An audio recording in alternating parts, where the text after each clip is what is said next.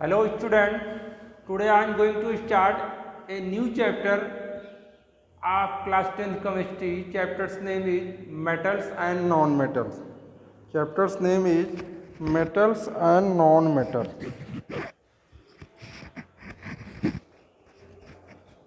So you know that in the previous class 9 you have seen that some elements are metal and some elements are non metal. तो कुछ metals के नाम जैसे आप देख रहे हैं ब्लैक बोर्ड पे, sodium, potassium, magnesium, aluminium, zinc, lead, iron, copper, silver and gold. और नॉन मेटल के बारे में भी पीछे पढ़े थे, carbon, sulphur, iodine, oxygen, hydrogen, this elements are non metal. तो हम पीछे क्लास 9th में इंट्रोड्यूस हो चुके हैं ऑलरेडी। मेटल्स क्या होता है, नॉन मेटल्स। हमने बताया था कि एलिमेंट जो है 3 कैटेगरीज में डिवाइड है। First is metal, second is non metal and कुछ मेटलाइड भी होते हैं, वहाँ हमने उसको पढ़ा था। तो मेटलाइड के बारे में हमने ये बताया था कि मेटलाइड की जो प्रॉपर्टी होती है मेटल्स एंड नॉन मेटल, वो मेटल्स की प्रॉपर्टी भी रखता है और नॉन मेटल की प्रॉपर्टी भी रखता है। तो यहाँ पे हम फिर आपके क्लास 10th में दिया है, पहला टॉपिक है physical properties of metals and non metal, जिसको हम नहीं पढ़ेंगे क्योंकि ये हमारे पोर्शन से सिलेबस से रिड्यूस हो चुका है।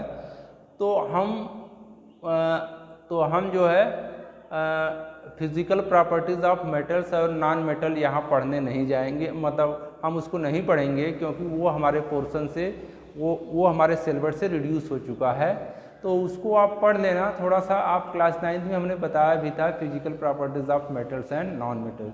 तो यहाँ पर हम जो भी पढ़ेंगे, यानी कि स्टार्ट जो ये चैप्टर स्टार्ट कहाँ से होगा, chemical properties of metal.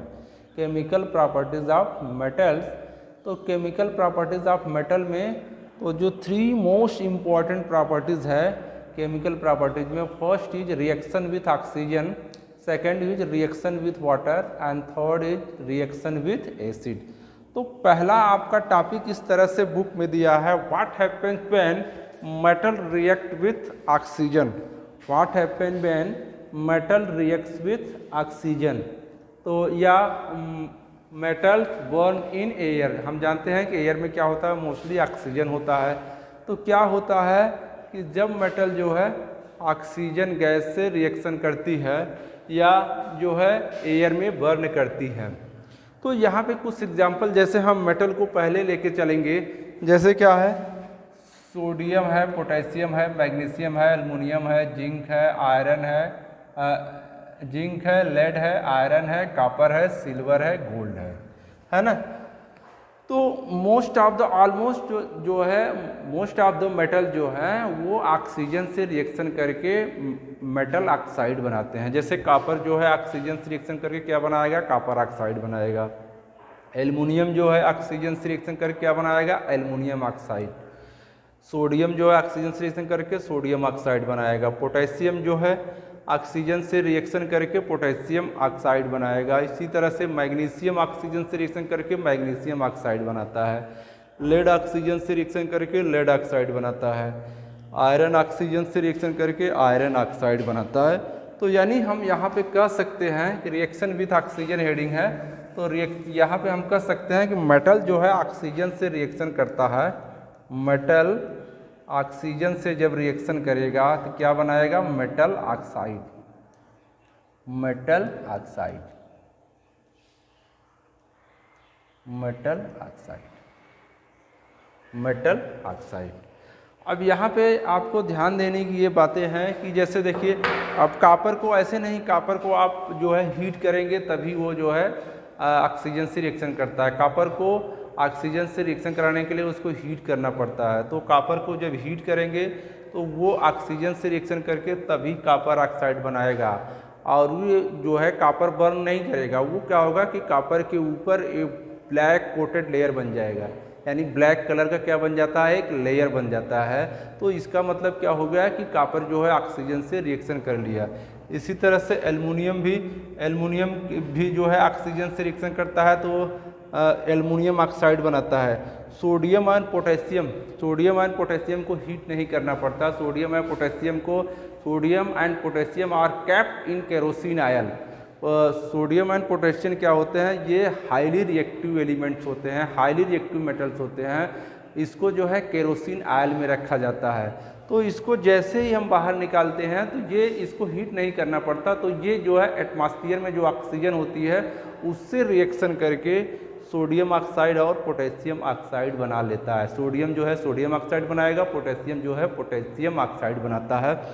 They are highly reactive metals, है ना। तो इनके लिए ये मतलब इनको बर्न नहीं करना पड़ता, जिसको आप केरोसिन ऑयल में ये जो है they kept in kerosene oil, ये केरोसिन ऑयल में रखे जाते हैं। इनको जैसे ही बाहर निकालते हैं ये एटमॉस्फेरिक ऑक्सीजन से रिएक्शन करके जलने लगते हैं, और जो जलने के बाद जो प्रोडक्ट बनता है sodium oxide and potassium oxide.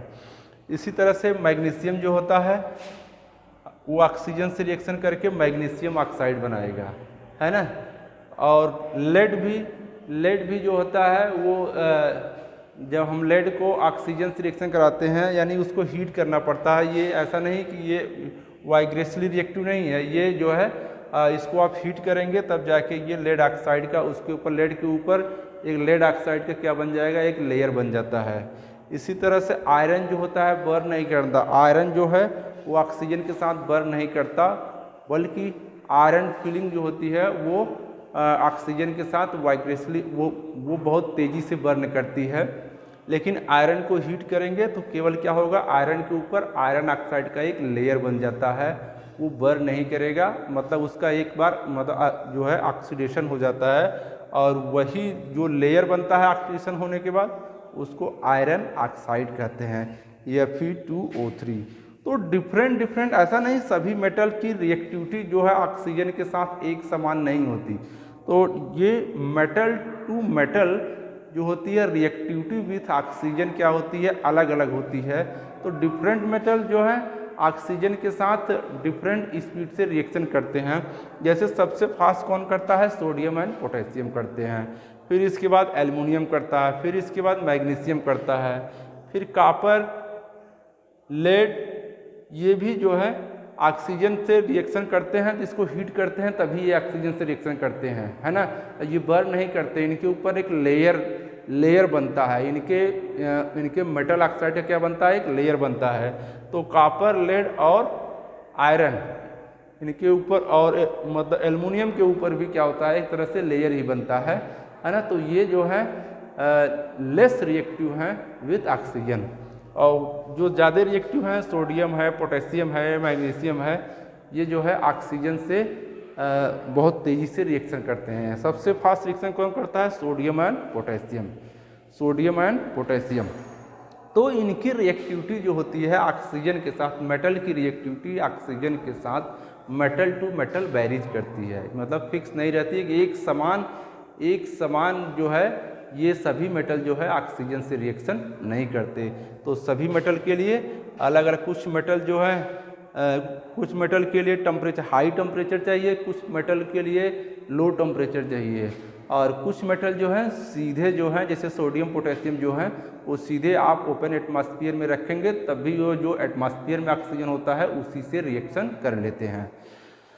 तो हमने पीछे पढ़ा था कि जो मेटल ऑक्साइड होते हैं, पीछे हमने एक लेक्चर में देखा था प्रीवियस चैप्टर में कि metals oxides are basic in nature. Metal oxides are basic in nature, जिससे जो मेटल ऑक्साइड होते हैं वो क्या होते हैं, बेसिक इन नेचर। अब यहाँ जिंक का भी ले सकते हैं। तो जिंक क्या रिएक्शन करता है, देखो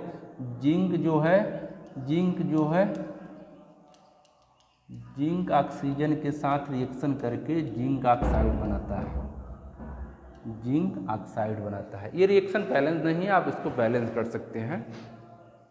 और ये सिल्वर एंड गोल्ड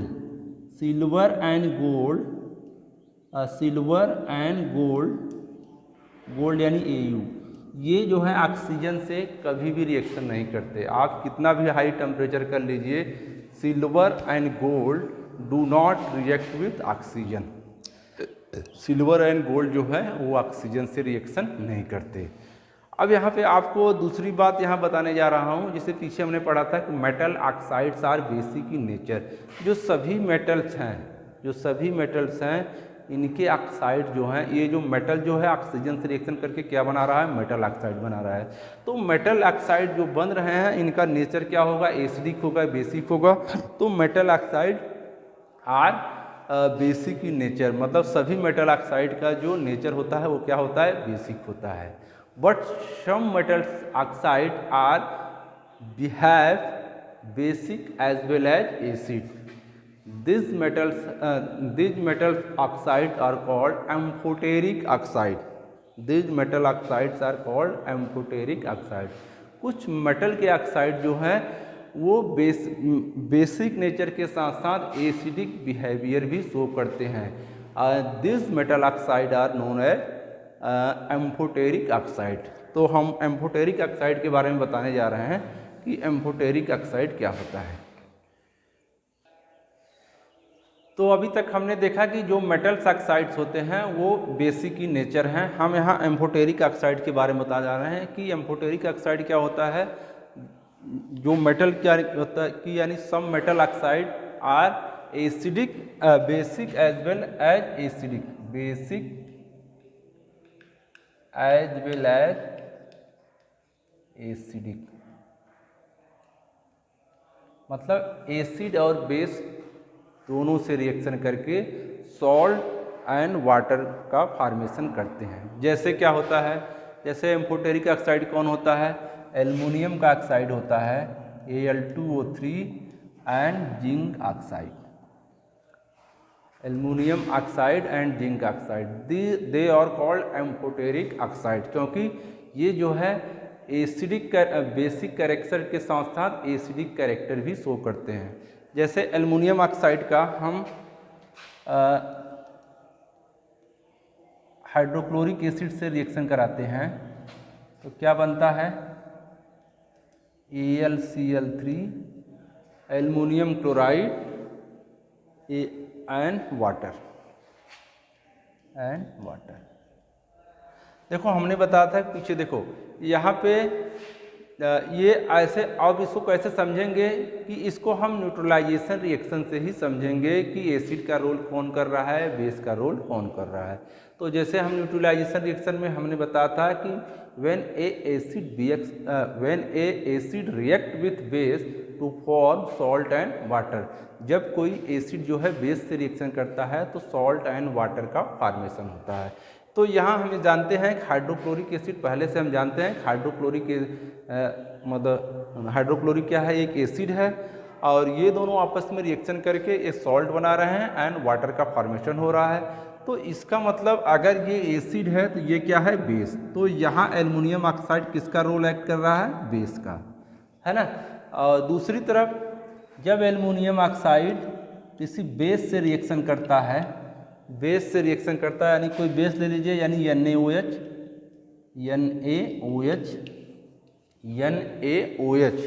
जब बेस से रिएक्शन करेगा तब क्या बनाता है, यानी NaAlO2, Na sodium aluminate, NaAlO2 plus water. यहाँ इस समय एल्युमिनियम ऑक्साइड का जो नेचर है वो है एसिड का रोल एक्ट कर रहा है, क्योंकि ये ऑलरेडी बेस है और एक बेस जो है दूसरे एसिड से रिएक्शन करके सॉल्ट एंड वाटर का फॉर्मेशन कर रहा है। तो इसका मतलब यहाँ पे एल्युमिनियम ऑक्साइड जो है एक एसिड का रोल एक्ट कर रहा है। तो एल्युमिनियम ऑक्साइड, जो एल्युमिनियम का ऑक्साइड होता है Al2O3, ये जो है एसिड का बिहेवियर भी शो कर रहा है और बेस का भी बिहेवियर शो कर रहा है। तो इसलिए इसको क्या कहते हैं, एम्फोटेरिक ऑक्साइड। और दूसरी तरह से हम जिंक ऑक्साइड का भी देख सकते हैं। तो जिंक ऑक्साइड देखिए, जिंक ऑक्साइड का यानी जिंक ऑक्साइड भी क्या होता है, एम्फोटेरिक ऑक्साइड होता है। जैसे हम देखें यहाँ पे जिंक ऑक्साइड का, जिंक ऑक्साइड जब HCl से रिएक्शन करेगा तो क्या बनाएगा, जिंक क्लोराइड प्लस वाटर। तो यहाँ जिंक ऑक्साइड किसका, बेस का रोल एक्ट कर रहा है। और दूसरी तरफ जिंक ऑक्साइड जब किसी बेस से रिएक्शन करता है यानी NaOH, तब ये बनाता है sodium zincate Na2ZnO2 plus Na2ZnO2 plus H2O। तो यहाँ ये किसका रोल एक्ट कर रहा है? एसिड का। यानी यहाँ पे देख रहे हैं कि जिंक ऑक्साइड एंड एल्युमिनियम का ऑक्साइड, ये दोनों बेस के साथ साथ एसिड का भी रोल एक्ट कर रहा है। यानी बेस के साथ साथ इनके साथ एसिडिक बिहेवियर भी ये रिएक्शन में शो करते हैं। So these metals oxides are amphoteric oxide. यानी एल्युमिनियम का ऑक्साइड और जिंक का ऑक्साइड जो को हम कहते हैं एम्फोटेरिक ऑक्साइड। यानी ये एसिड के बेस के साथ साथ एसिडिक बिहेवियर भी रिएक्शन में शो करते हैं, इसीलिए इनको एम्फोटेरिक ऑक्साइड कहा जाता है। तो ये एम्फोटेरिक ऑक्साइड होगा। और ये बता दें कि दूसरी चीज़ यहाँ हम बता रहे हैं कि most of the metal oxides are insoluble in water. ज़्यादातर जो मेटल के ऑक्साइड होते हैं वो वाटर में क्या होते हैं? इनसॉल्युबल होते हैं। लेकिन सोडियम के ऑक्साइड एंड पोटेशियम के ऑक्साइड जो होते हैं वो वाटर में क्या होते हैं? सॉल्युबल होते हैं और वाटर में डिज़ोल्व होकर एल्कली का फॉर्म करते हैं। एल्कली यानी बेस। तो मोस्ट ऑफ द इसको आप नोट कर लीजिए, इसके बाद इरेज करते हैं।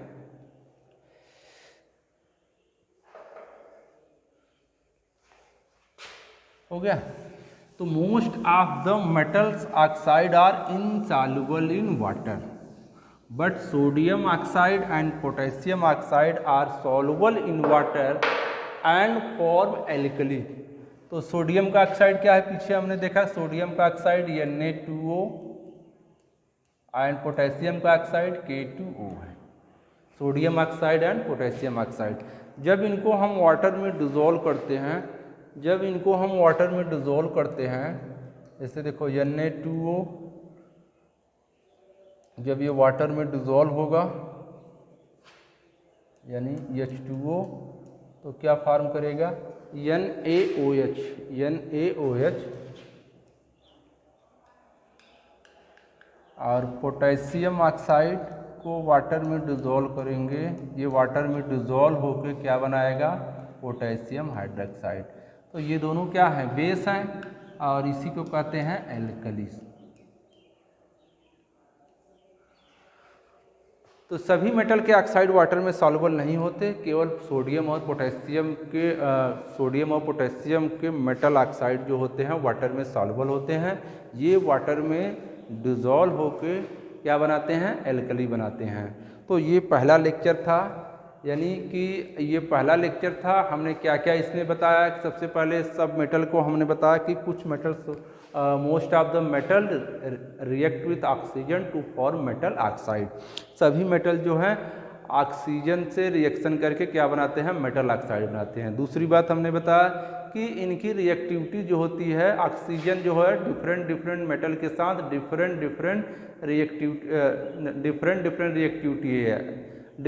रिएक्टिविटी होती है। यानी कि ऐसा नहीं कि सभी मेटल के साथ एक समान रूप से रिएक्शन करता है। ऑक्सीजन जो है सभी मेटल के साथ एक समान रूप से रिएक्शन नहीं करता। कुछ मेटल के साथ फास्ट रिएक्शन करता है, कुछ मेटल के साथ स्लो रिएक्शन करता है और कुछ मेटल के साथ इसका जो है न तो बहुत फास्ट करेगा न तो बहुत स्लो करेगा। ये हमने बताया।